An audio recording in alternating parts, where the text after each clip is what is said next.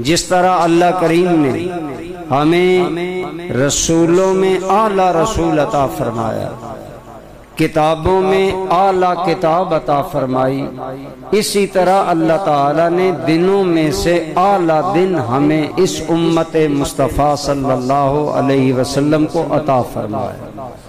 ये इस उम्मत पर खुसूसी शफ़क़त, करम और मेहरबानी है।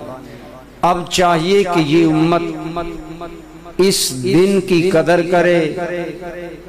आइए देखते हैं अल्लाह करीम ने किस कदर हम पर करम किया कि ये दिन पहले खुद बड़ा बरकत वाला दिन है।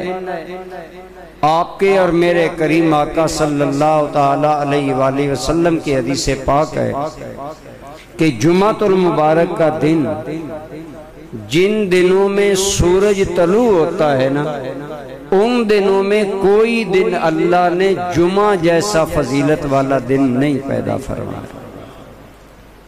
इन्ना मिन अफ़ज़ल अय्यामिकुम यौमुल जुमा, तुम्हारे दिनों में से सबसे अजमत वाला दिन, अफजल दिन जुमा का दिन है।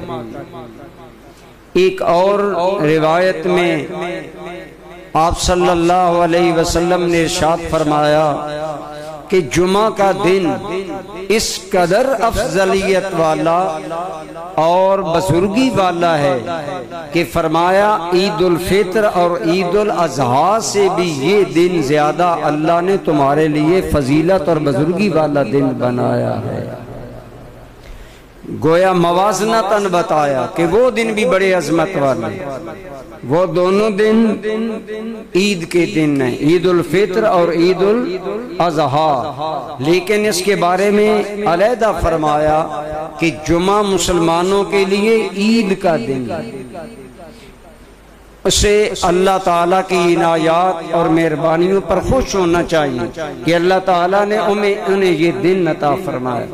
एक और हदीस में आप सल्लल्लाहु ताला अलैहि वसल्लम का इरशाद गिरामी है कि जुमा की रात रातों में रोशन है और जुमा का दिन दिनों में रोशन है।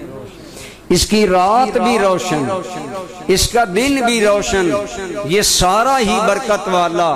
और अल्लाह करीम ने इस दिन को इस उम्मत के लिए बहुत बड़ी बरकतों का और अजमतों का हामिल बनाया।